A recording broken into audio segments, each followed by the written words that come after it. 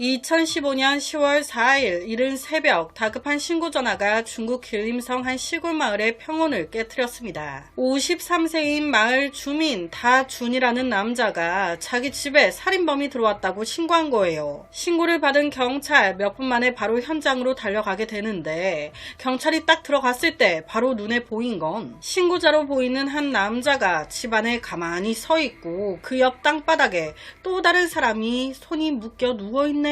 땅바닥에 누워있던 남자는요, 얼마나 맞은 건지 얼굴이 아주 그냥 피범벅이 돼가지고 경찰이 막 불러도 아무런 기척이 없어 의식불명 상태였습니다. 그 옆 가만히 서있던 신고자 다주는 경찰 왔냐면서 사건 경위를 막 설명하기 시작하는데 다준 말은 이래요. 사건 전날 밤 아내와 같이 저녁으로 만두 수제비를 먹고 일찍 아내와 잠자리에 들었다는 거예요. 그런데 우리가 그럴 때 있잖아요. 설잠 잔다고 해야 할까요? 자고 있는데 옆 사람이 왔다 갔다 하는 게 느껴지는 이때 딱 그랬습니다. 다준이 자고 있는데 옆에서 꼼지락꼼지락 아내가 일어났다가 다시 누웠다가 하는 게 느껴진 거예요. 처음에는 아내가 화장실 갔다 왔나 보네 대수롭지 않게 생각했어요. 그런데 갑자기 내 목이 팍 숨을 못 쉬겠어. 뭐야! 놀래서 목 쪽을 만져보니 밧줄이 누군가 내 목에 밧줄을 걸고 쪼이고 있는 거예요. 너 누구냐? 눈을 번쩍 떴죠? 이때 그는 이 생각이었대요. 내가 죽더라도 너한테 이런 식으로는 못 죽지. 당시 다주는 체력도 다부지고 농사일로 막 힘도 좋았습니다. 그래서 팔과 다리, 몸 힘을 막 써가지고 쪼르고 있는 누군가의 몸을 밀어버려요. 밧줄 풀어버린 거예요. 이 새끼 딱 걸렸어. 뒤졌어 너는. 그렇게 누군가와 몸싸움이 시작된 거예요. 그런데 이 살인마도 보통이 아니야. 처음에 몇 대 맞습니다. 그러다가 반격으로 다준이 상대방 얼굴을 주먹으로 팍 쳤는데 그 힘이 상당했던 거예요. 한 대 퍽 맞더니 뒤로 자빠지네. 이때다. 바로 올라타가지고 미친듯이 때리기 시작한 겁니다. 범인 위로 올라타 때리니 좀 더 정확하게 범인의 얼굴을 확인할 수 있었겠죠. 너 누구냐? 얼굴 좀 보자. 딱 보는데 뭐야? 모르는 남잔 거예요. 보니까 나보다 키도 더 작고 체격도 엄청 말랐어. 왜 소해? 내가 퍽 치니 하고 쓰러진 정도인데 그런 사람이 무슨 배짱으로 날 죽이겠다며 밧줄 딸랑 하나 들고 와? 거기다 당시 다주는 혼자도 아니었어요. 안에 샤워도 있었는데 혼자 뭔 배짱이야? 당연히 때리면서 물었습니다. 너 누구냐? 누구 사주 받았냐? 왜 날 죽이려고 했냐? 대답 안 하네? 또 때려요. 그렇게 하다 보니 이놈 기절했네. 그래서 이때 신고를 했던 겁니다. 여기서 한 가지 궁금한 게 있으실 거예요. 아내와 같이 있었다고 하지 않았나? 남자 둘이서 이렇게 싸울 때 아내는 어디 있었어? 내 말이요. 정신없이 막 싸우다가 경찰에 신고하고 보니 내 아내가 없네. 집에 없는 거예요. 당시 남편 다주는요. 누군가 침입하고 남자 둘이 싸우니 무서워서 아내가 먼저 도망갔구나 라고 생각했습니다. 그래서 경찰이 도착한 후에 그는 늦은 저녁이라 위험하니까 아내 찾기 위해 근처 친척과 친구들에게 막 전화했어요. 혹시 우리 아내 너희 집 갔냐? 아내가 없다. 찾는 거 도와달라. 그렇게 모두가 마을을 샅샅이 뒤지는데 아무리 뒤져도 안 나와. 연락도 안 되고. 자, 여기서 다시 범인 상황으로 넘어가 볼게요. 이 범인 기절했죠. 병원으로 옮겨졌어요. 다행히도 얼마 안 가 정신을 차렸습니다. 상태는 그냥 코뼈가 부러진 정도? 경찰 조사 결과 다준의 집에 침입했던 이 남자의 이름은 48세였던 라오티안. 다준의 집 근처 다른 마을에 살고 있던 남자였습니다. 경찰은 바로 이 라오티안 조사에 들어가는데 이 같은 시간 다준은 아내 찾는데 정신이 없었죠. 경찰한테도 이를 얘기했어요. 아내가 사라졌다고. 그런데 갑자기 경찰이 이상한 걸 물어보기 시작하는 거예요. 다준, 저희랑 내일 병원 가서 혈액 검사를 좀 하셔야 될 것 같아요. 그리고 요 최근에 집에 작은 동물이 죽거나 한 건 없었어요? 이런 질문을 왜 갑자기 하지? 피는 왜 뽑아? 아, 최근에 몇 년 동안 키우던 강아지 한 마리가 죽었어요. 아, 그래요? 왜 죽었는지 아세요? 아, 뇌염에 걸려가지고 죽은 것 같은데. 왜요? 아, 그럼 어제 저녁에는 뭐 드셨다고 했죠? 만두 수제비요. 많이 드셨어요? 아, 뭐 먹긴 먹었는데 솔직히 제가 좋아하는 맛은 아니어서 약간 썩다고 해야 하나?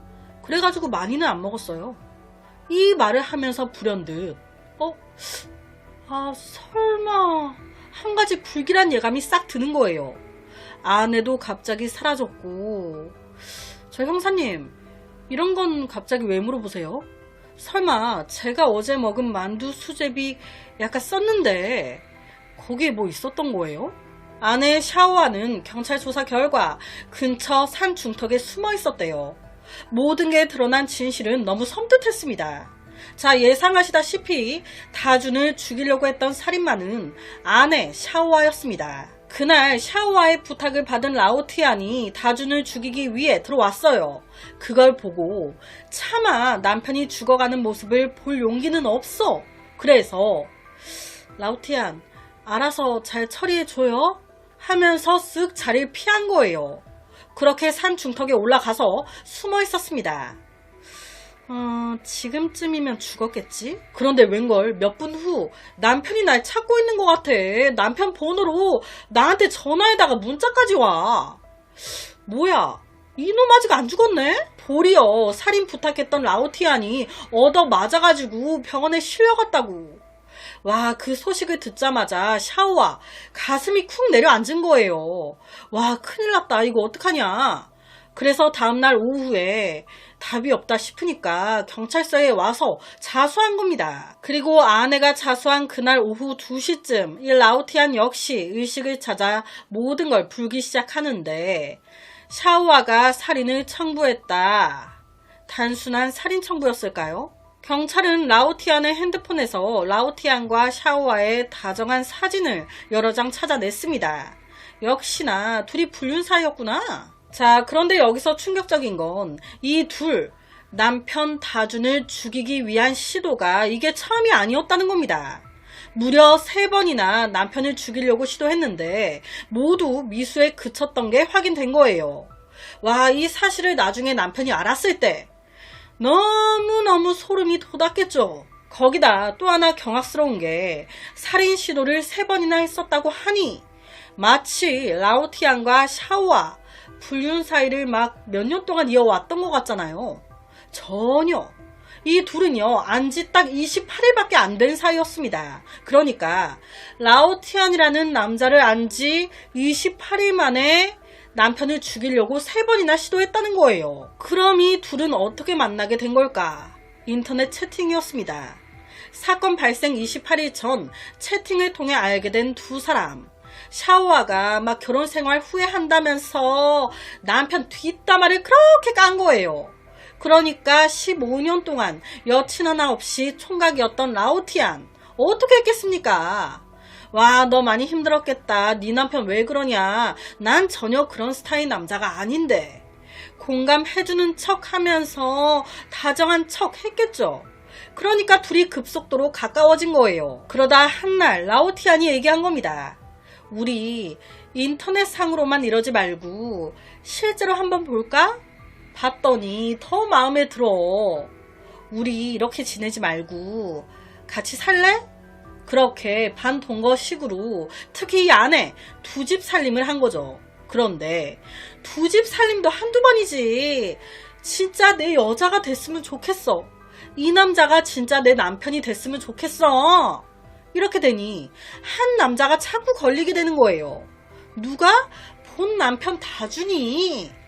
우리 사이를 갈라놓는 장애물이야 아주. 살인을 먼저 요구한 건 아내 샤오아였습니다. 자기야, 이참에 남편 독국물 먹여가지고 죽여버리는 거 어때? 그래서 그 독을 이 라오티안이 준비해준 거예요. 쥐약을 무려 5병이나 사서 줬대요. 이 아내는요, 남편에게 바로 타지 않습니다. 약간 무서웠던 거예요. 그래서 누구한테 먹이냐? 앞서 언급했던 강아지. 몇 년 동안 가족처럼 키워온 반려견한테 먹인 겁니다. 강아지 밥에 타가지고 그렇게 억울하게 강아지가 죽은 거예요. 샤오와는요, 강아지가 죽어가는 걸 보면서 이렇게 죽이는 건 직방이긴 한데 이거 약이 너무 세다. 바로 죽는 게 아닌 막 속이 타들어가는 건지 뭔지 막 고통스러워하면서 죽는데 이거 남편한테 먹였다가 남편이 막 고래고래 소리 지르면서 죽어버리면 이 소리를 누군가 들어버리면 이거 들통나지 않겠나. 아무리 생각해도 이건 무리가 있다. 그래서 이 쥐약을 다시 돌려줘요. 라오티안, 이건 안 돼. 수면제 좀 구해다 줘요. 그래서 라오티안이 무려 수면제를 배가를 구해다 준 거예요. 그녀는요, 알약을 전부 가루로 빻아가지고 반죽에 비벼 넣었습니다. 그걸로 이제 남편이 먹을 수제비 만든 거예요. 딱 1인분. 여보, 오늘 특식 준비했어요. 맛있게 먹어요. 난 별로 배가 안 고파서. 그렇게 남편 다준이 좋다고 딱 한 입 먹는데 와, 이거 정성 들여 만들어 준 거라 맛없다고 말은 못하겠고 뭔가 되게 써. 못 먹겠어. 그래서 어떡하지 하다가 밑반찬들 있잖아요. 그거랑 같이 곁들여 먹었는데 곁들여 먹으니까 좀 나아. 그렇게 다 먹긴 먹은 거예요. 수면제가 들어가 있었잖아요. 얼마 안가 그는 잠에 들었습니다. 그녀는요, 수면제 배가를 다 갈아서 넣었어요. 어쨌든 남편이 다 먹었단 말이에요. 그럼 자다가 죽지 않을까 했습니다. 그런데 1시간이 지나고 5시간이 지나도 죽긴 뭘 죽어. 오히려 코 고는 소리만 더 커지고 더 잘 자고 있어. 뭐야. 그렇게 또 실패한 겁니다. 그렇게 이틀 뒤 라오티아는 수면제 한 병과 쥐약 4봉지를 더 사옵니다. 기회가 있을 때 다시 시도해보자. 그렇게 2015년 10월 1일이 되는데 이때 샤오아가 라오티안한테 그러는 거예요. 남편이 내 핸드폰을 가져갈 것 같아. 그래서 요 며칠 동안 연락하기 힘들 수도 있어. 그렇게 다시 2, 3일이 흐릅니다. 사건 당일날이 된 거예요. 10월 3일 오후 2시쯤 라오티안이 자기 밭에서 밭일을 하는데 갑자기 샤오아한테 전화가 걸려온 거예요. 다짜고짜 이 여자가 막 울어. 뭐야, 왜 그래? 자기야, 남편이 나 때렸어. 오늘이 그날이구나. 그날 저녁 샤오아가 수면제 44정을 다시 으깨가지고 만두 소에 넣은 겁니다. 만두 수제비를 또 만든 거예요. 이거 또 먹고 다준 잠이 드는데 이때 이걸 확인한 그녀는 집을 쓱 빠져나와요. 그리고 라오티안한테 얘기합니다. 저번처럼 실패하면 안 돼. 만약 새벽 1시쯤 자기가 우리 집에 갔는데 아직도 그이가 아무 이상 없이 코 골고 자고 있으면 옆에 밧줄 갖다 뒀으니까 그걸로 콱 목 졸라 죽여버려. 절대 실패하면 안 돼. 이 아내 딴에 만약 남편이 수면제로 죽었다고 나오면 남편과 그날 싸웠는데 남편이 속상해서 살기 싫다며 수면제를 먹은 것 같다. 만약 밧줄에 의해 죽는다면 남편이 그날 싸워 열받아서 그냥 죽어버릴란다 하고 목을 맨 것 같다. 라고 얘기할 심산이었던 거예요. 그렇게 라오티안이 딱 집 안으로 들어가는데 와, 코 고고 자고 있네. 그러니까 밧줄 들고 콱 목을 조른 거예요. 그는 전혀 예상하지 못했습니다. 이렇게 다준 힘이 셀 줄 몰랐어. 이 새끼 뭐야? 씨름 선수야? 뭐야? 운동했어? 힘이 장사야. 죽이려고 왔는데 내가 죽게 생겼어. 지가 죽기 직전까지 두들겨 맞고 기절한 거예요. 라오티안과 샤오아 바로 살인 미수 혐의로 기소됩니다. 사실 이 라오티안은 한 번 결혼해서 아들도 있었습니다. 그런데 이혼한 거예요. 다신 여자 안 만나겠다고 이혼 후 혼자 그렇게 지내다가 외로워. 그렇게 무심코 인터넷 채팅을 하게 됐고 거기서 샤오아를 만나 이렇게까지 한 거거든요. 반대로 다준과 샤오아는요, 무려 28년 동안 부부 생활한 사이였어요. 28년이 28일을 못 당하네. 28년의 부부 관계가 28일의 관계보다 못해. 샤오아는 무려 3번이나 남편을 죽이려고 시도했습니다. 진짜 그냥 다른 남자가 생겨서 그 이유 하나였던 걸까요? 그럼 이혼을 하면 되지. 사실 약 30년 전 26살이었던 다준과 같은 마을에 갓 성인이 된 샤오와는 사이가 좋았습니다. 사이가 좋게 지내다가 사귀게 됐고 결혼하고 싶어. 그래서 부모님에게 이를 얘기하게 되는데 샤오와 부모님이 극구 반대를 하는 거예요. 왜? 당시 다준 마을에서 거의 악동이었다고 해요. 학원날 사람들한테 시비 걸고 싸움 붙이고 다니고 절대 안 되죠. 그런데 어느 날 이 샤오와가 아빠 엄마 나 임신했어 이러니 어떡해요. 어쩔 수 없이 결혼을 시켰던 거예요. 결혼 후 얼마 안 가 그녀는 아들을 낳았습니다. 3명이서 아무 문제 없이 잘 살았어요. 그런데 아들이 5살이 되던 해 샤오와의 언니가 이 부부의 집을 찾아오게 되는데 거기서 우연찮게 어느 통을 열었다가 약간 샤오와의 일기장 같은 걸 발견한 거예요. 그런데 그 일기장 내용이 심상치가 않아. 남편한테 맞은 것 같은 그런 글들이. 이거 보고 누가 가만히 있습니까? 바로 물었죠. 야, 너 남편 다준한테 맞았어? 그랬더니 조용하라고. 언니 일 커지게 만들지 말라고. 그냥 모른 척 해달라고. 그렇게 말했다는 거예요. 당연히 이때 언니 이혼하라고 얘기했죠. 그런데 절대 안 된다는 거예요. 평생 이혼은 못할 것 같다고. 왜냐? 이혼하자고 안 해본 건 아니래요. 이혼하자고 했더니 남편 다준이 이혼하고 싶어? 누구 마음대로. 네가 죽든 내가 죽든 둘 중 하나 죽어야 끝낼 수 있어. 네가 나 없이 행복한 꼴?